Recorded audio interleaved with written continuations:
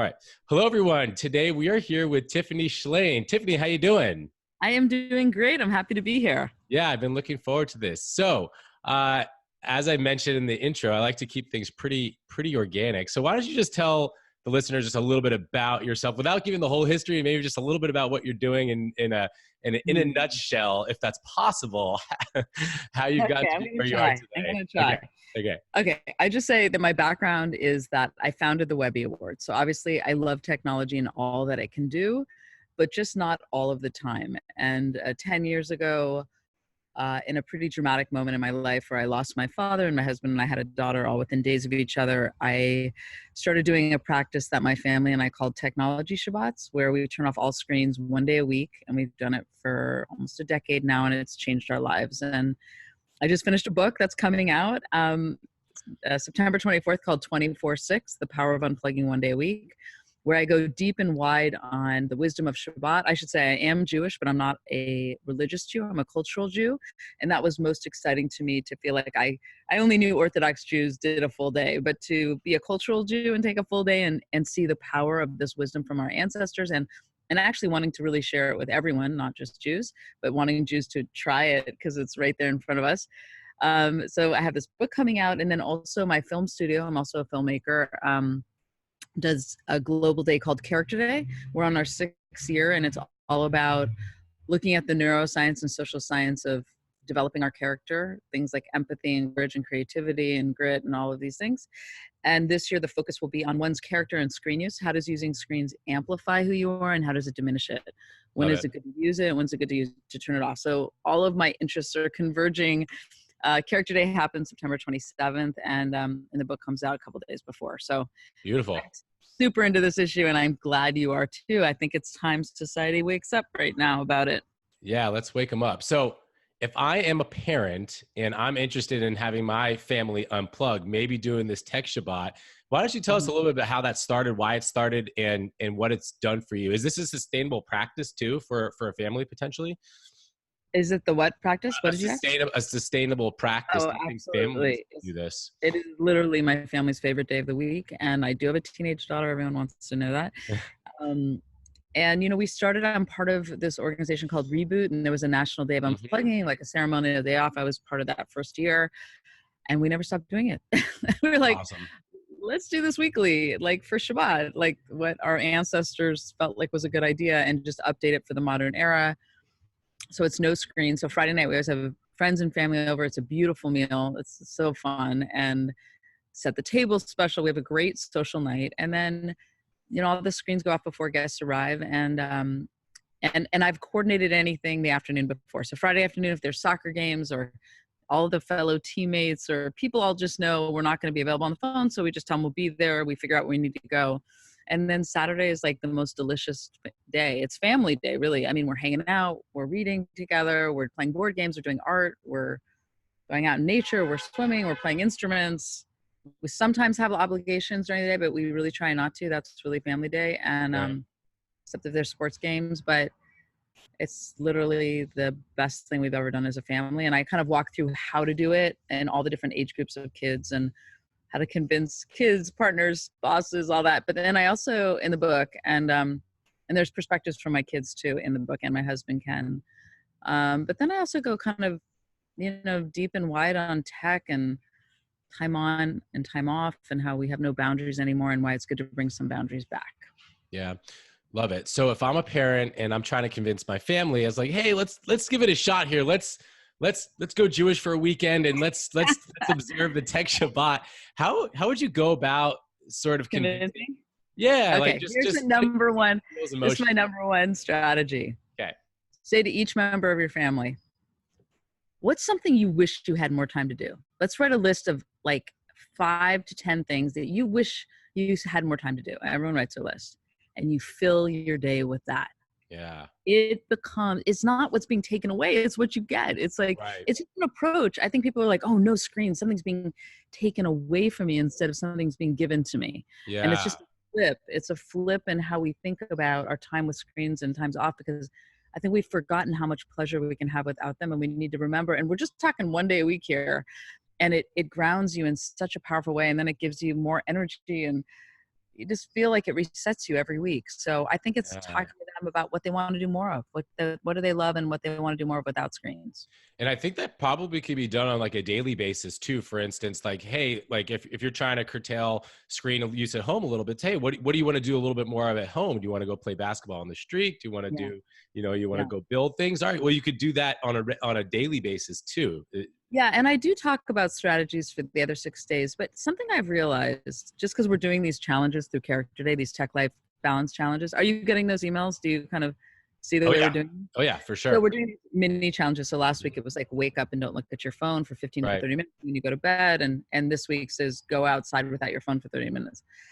I have to say, and I do the practice of no looking at my screen when I wake up, and Right.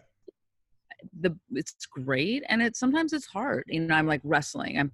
So here's my big kind of realization is that it's actually harder with the throughout the week mini challenges, and I think it's easier on Tech Shabbat where it's like it's not even up for negotiation. Right. It's just off, and that constraint is actually very liberating because it's not. I'm sure you find with how old are your kids? I just have a 2-year-old. You're not even there yet. Oh my goodness. Wait till you get older, but it's like a Yeah. constant negotiation. It's like Right. everything's being negotiated at every second with the screens. Right. But I think even for adults, let's not talk about kids or adult, let's talk about just us.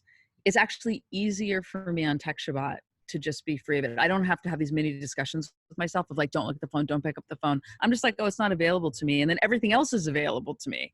Right. And literally put away. Because, there's all these studies that just visually seeing it will make you less focused, less present. And it's not even in sight. And I love that. Yeah, it's like almost like you don't have a choice. Our willpower is only so strong, right? We're only human. Yeah, I know. So we're valuable creatures who are, like that device plays to all of our strengths. And I'm sorry, that device plays to all of our weaknesses. And yes. For Character Day, we always are talking about how do you strengthen who you are. So we think this is a really good practice to strengthen who you are. Yeah, love that. And we're going to get into Character Day in just 1 second. I do want to mention, so I do, so if you do a technology Shabbat, I think I do probably like a technology Yom Kippur every year. And I spend about 4 days every August. And it's usually about 3-4 days. And so we go on like a family vacation. Sometimes we go to Massachusetts to our aunts. This year we're up in Tahoe, and I unplugged for 3-4 days, and it's an amazing time. And everybody else is on their screens. I'm just like alone in my thoughts or left to talk with people, which is very nice and refreshing. But the one thing, and I don't know if you can relate, maybe you can relate to how it used to be when you first started, but when I'm done with my tech Yom Kippur, I pick up my phone after it, and I'm like, I don't even want to see it anymore. Yes, I feel that way. Like Saturday nights when we go back online, because every week we go back online, I have two reactions. One is like, what's happened in the news, or ooh, I don't want to know what's happening in the news. Like, let me keep the world at bay for a little longer. So I go back and forth between like really resisting. And I think once you realize how much stress and anxiety comes from that device, which every week doing the practice makes it crystal clear. It's actually it helps give you the right perspective. Now, as a fellow Jew, because you are a Jew, I'm going to give you a little Jewish guilt here, because I love it. I love that you do the tech Yom Kippur, which is hilarious, and that's very funny. I love it. But I think what to me has been so powerful is the weekly practice, the ritual, the habit, and that this is from our ancestors. And I'm not a religious person, and that's why I kind of felt like only Orthodox Jews did a full day of Shabbat, and they didn't drive, they didn't use money, they didn't write. I'm like, whoa, that's not for me. But to rethink it, which is what Judaism is about, it's like wrestling with an idea and trying to update it, which is what our family's done on this weekly practice. It's like the most amazing thing. Like I feel like all my fellow Jews, which 99% of my friends that do Shabbat, if they do it, maybe it's a Friday night dinner occasionally. Right. Maybe they're lighting the candles and doing the challah occasionally. But now that I know the like power of a full day of rest. Yeah. It's like, oh my gosh, MOTs, you have to check this out. This is from our people, and no one's using it. It's like a tool available to us right now to bring some balance back, to make our lives more meaningful and purposeful. And that to me is much more what Judaism is about. I'm not the religious kind of patriarchal structure does not a lot for me. but what does are the ethics of Judaism, the wrestling with ideas, the humor, the food, and the practices and rituals. Yeah. And I love Yom Kippur. I really go deep on Yom Kippur. I just find that such, and for those of you that listeners that don't know, are all your listeners Jewish? No. Okay, Yom Kippur is like this one day a year where you like really think deeply about what you might have done wrong, what you want to do better. It's all about the year cycle. Think about that year and what you hope for the year ahead. And that's really what I do weekly with Shabbat. What good happened in the week? What did I do that wasn't so great? How can I be better next week? It's like it's a weekly check-in. And then Yom Kippur is like the big kahuna check-in. And that's why we always do character day around the fall. It's like back to school and high holidays. And you're really kind of resetting things for yourself. And I really encourage all your listeners to think, well, what kind of ritual or practice can I integrate into my life that's going to bring some more balance? And I do yoga and meditation, but I don't consider myself Hindu or Buddhist. And I want this concept of Tech Shabbat to be something that everyone feels like it's available to them. It's going to make things better for them. Yeah.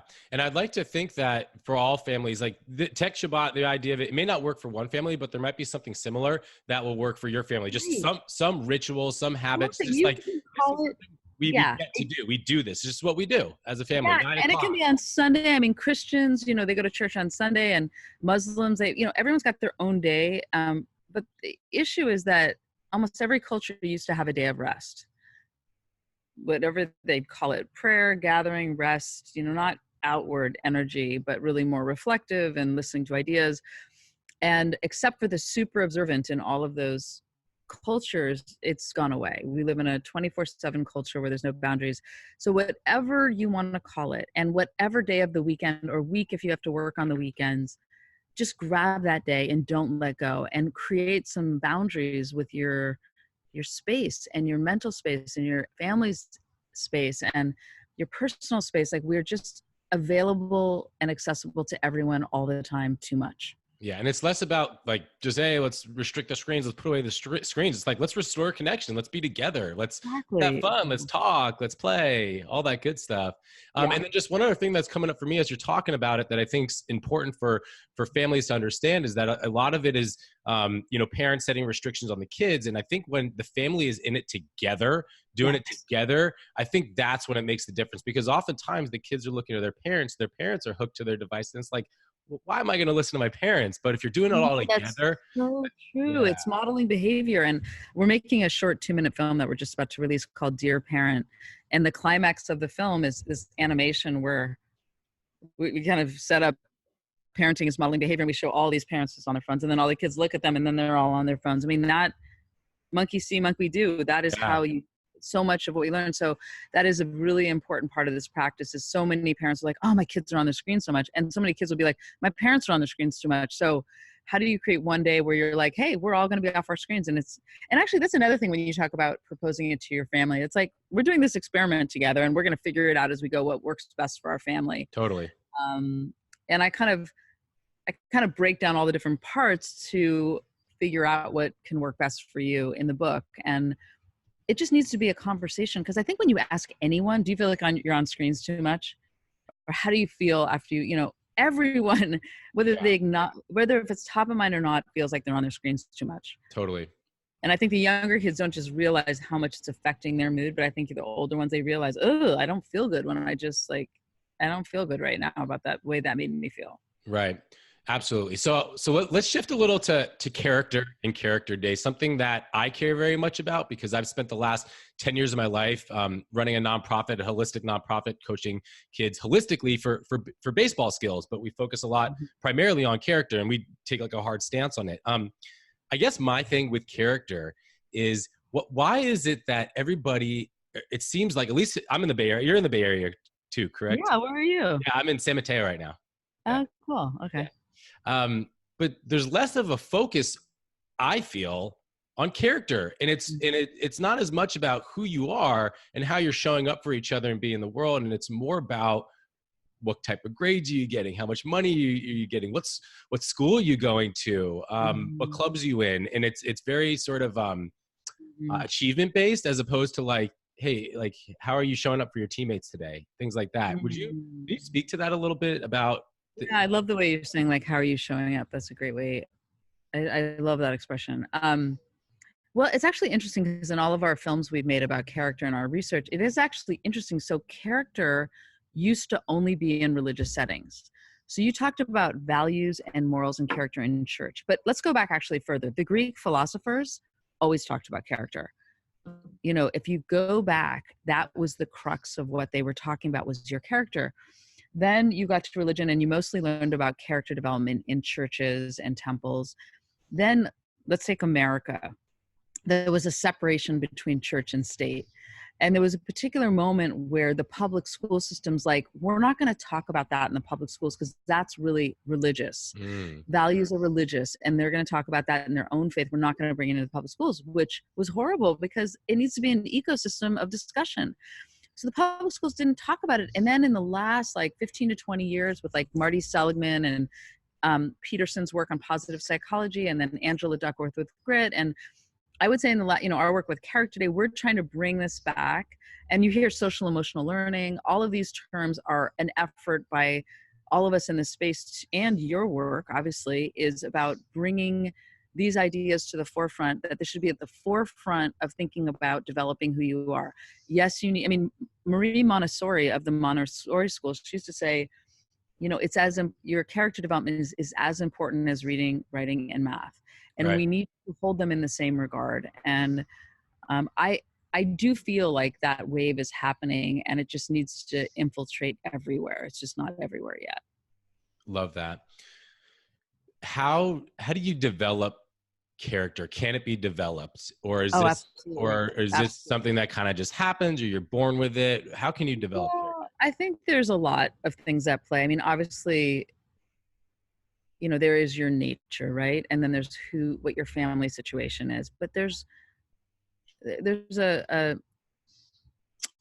Carol Dweck at Stanford talks about the growth mindset. Yeah. Yeah, that you can change and develop who you are. And that's what Character Day is based on. Like, so many of the practices I've done with Tech Shabbat or my gratitude journal, oh my gosh, writing in a gratitude journal in the morning has made me so much happier. Instead of starting the day with my phone and stressful news headlines and work emails, I don't look at my phone for 15 to 20 minutes.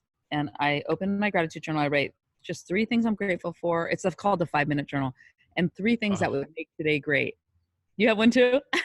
Boom, right here. Oh my gosh, yeah. We are such kindred spirits. I kind of stopped after, I got halfway through because I felt like I was writing the same stuff. And my gratitude practice, my gratitude practice, it's evolved. Like it evolves. Now I do gratitude walks. There's a guy named John Gordon talks about gratitude walks. And I just sit there and it's like a meditation. I just focus on everything I'm grateful for. I'm grateful for that tree, grateful for breathing, grateful for the birds, and that's been helpful for me. That's interesting. I'm gonna try that. Grateful. I like that because I sometimes, if I can't sleep, because I have a lot of problems sleeping, I will sit there, instead of letting my mind worry, I start thinking of things I'm grateful for, and it's like a quaalude to my worrying brain. Yeah. I was gonna say, in terms of your gratitude journal, one of the things, and I write about this in the book because I write about that 5-minute journal, is I try not to be general. I try to be really specific on what I'm grateful for. And so I'm not repeating myself. And that's been really helpful to me. And what I was going to say, so that when you said, can you change who you are? That is a practice that has absolutely changed to my outlook in the morning, to being positive from being stressed. Yeah. And then the Tech Shabbat ritual has made me more patient. And when things are getting too stressful and I want to slow things down, I turn off my phone. And I know that that's my tool. And then I always know every week that I get this Tech Shabbat, which I look forward to it in a crazy way. I'm or how stressed I am, I'm going to get to unplug. Vacation. Yeah. Vacation every week. Yeah, totally.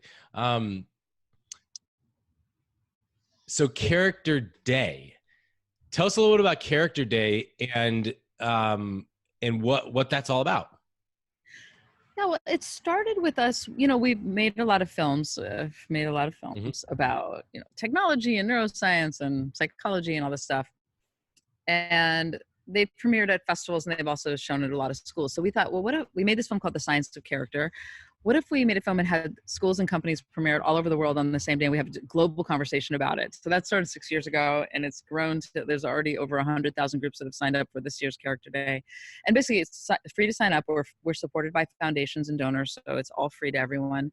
takes 2 minutes to sign up, and then you immediately you'll get resources, and you include your family, and then on this, and right this year we're doing these weekly challenges, which you're getting, and then the big challenge, we're going to ask people to try to unplug with their family or their friends for 4 Saturdays in a row, 4 weekends in a row, because we're trying to build a habit, to show people what it's like to build a habit. Right. And we're making these really cool films for it. One's called Dear Parent, one's called Dear Student, Dear CEO, Dear Fellow Human, and they're all approaching this issue from different perspectives, and one's Dear Legislator. And we're trying to really engage people in a global conversation about, when do screens amplify who you are and when do they diminish who you are, and make people take that beat to think about it, because we're all just on these devices and we're so addicted. And it's a global day to stop what you're doing and to wrestle with an idea together. That's what we hope to do.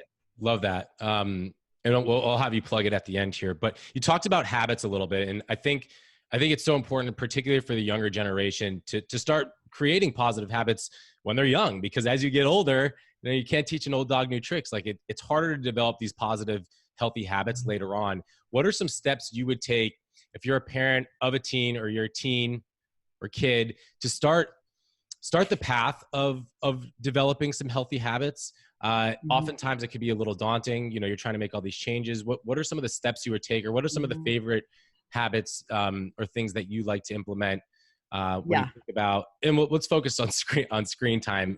No, I have a lot of thoughts about it. I mean, years ago, before the smartphone, I'm going to be like, before the smartphone, I used to be the internet expert on Good Morning America, describing this unusual thing called the web. This was like before everyone knew what the web was. Right.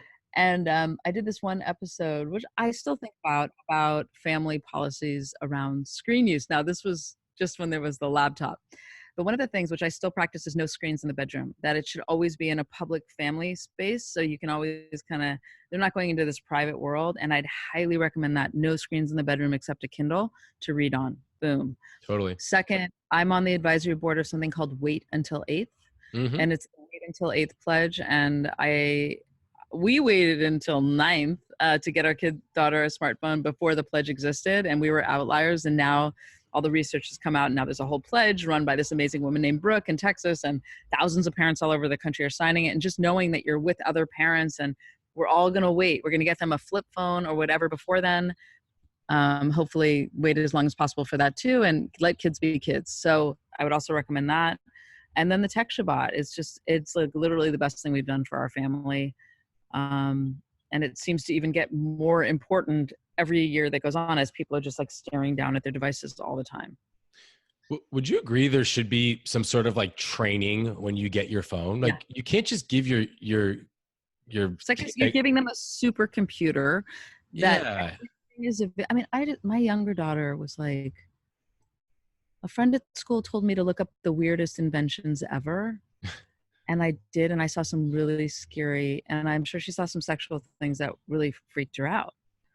And you're getting the keys to like the whole world without any training, right? And without context. And it's like, we use in the film that a 3-year-old can get to porn or violence in 3 clicks on YouTube. Yeah. So like, don't let your kid be on YouTube unsupervised, because the YouTube executives won't even let their kids be on YouTube unsupervised. So there's some serious shit going on. Can I swear? We'll bleep it. Some serious stuff going on. And I think it's a multi-pronged issue, and there's some very personal practices you can do, like tech Shabbat, and then there's some accountability with our companies and get our legislators to get behind. And there was just a bill introduced in California the entire country of France just banned smartphones in schools until the age of 15. It's amazing. Yeah. And you saw in San Mateo, actually, right? Yeah, like that high school. Yeah. They're doing the Yonder pouches, and I think it's amazing. I think it's a step in the right direction for sure. Absolutely. But I also, at the same time, I think there needs to be some education that accompanies it as well. It can't be all like restriction based, because then they're just clamoring to get their hands on their phone. You know what I mean? Like, no, totally. There's an organization in Mill Valley called Screen Sense, which I know about them. Yeah. They have a great analogy. Like, you put your kid in a car seat and then a normal seat, and then they get a permit to drive, and then they have 50 hours in driving with a parent, and then they get to drive on their own. Like, we should think about those steps with the smartphone, because it's just as potent of a tool.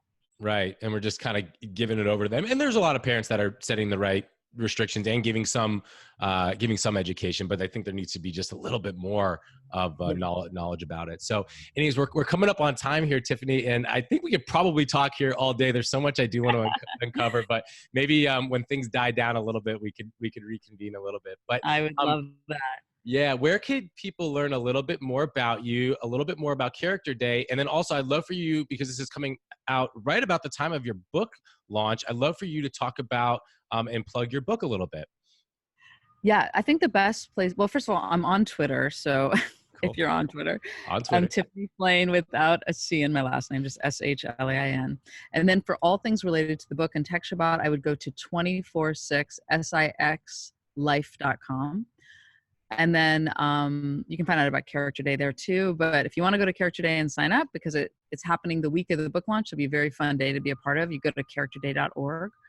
And yeah, I recommend also checking out some of my films on the issue, which they can see on my book site, and ordering the book. Because the book, I kind of go deep and wide on everything we talked about, and I get really practical, but I also talk about big picture issues around this. So I'm really hoping that people can try it and see how it feels, because it feels pretty great. Love it. Tiffany, thank you so much. I'm going to end with one question because we talked about gratitude. What are you grateful for right now? You know what? Talking to you, and I actually did another interview earlier, and there are people that I'm just so, see, that's the beauty of technology. That, you know, I met this other woman on Twitter, I met you on email, and now we're having this face-to-face wonderful conversation. I love how we're like-minded souls are able to come together on this issue, because it's time that we all gather and join forces on this to start a bigger conversation and movement around it. So I'm really grateful that that I met you and that we had this conversation, because it inspires me to just know how many people are doing work around this issue too. Oh, thanks, Tiffany. I'm grateful for you, and thank you so much for jumping on. And I think I agree. Technology is an amazing tool. I'm grateful for technology too. It should be embraced to enhance quality of life like it is today, instead of kind of taking us away. So thank you so much for jumping on. I'm super supportive of Character Day, and I wish I was locked in with my teams right now, because we would be doing it. I'm super supportive, and thank you for all the great work you're doing. And I hope we can stay in touch. Oh, absolutely. Have a great day. Thanks, Tiffany. Take care.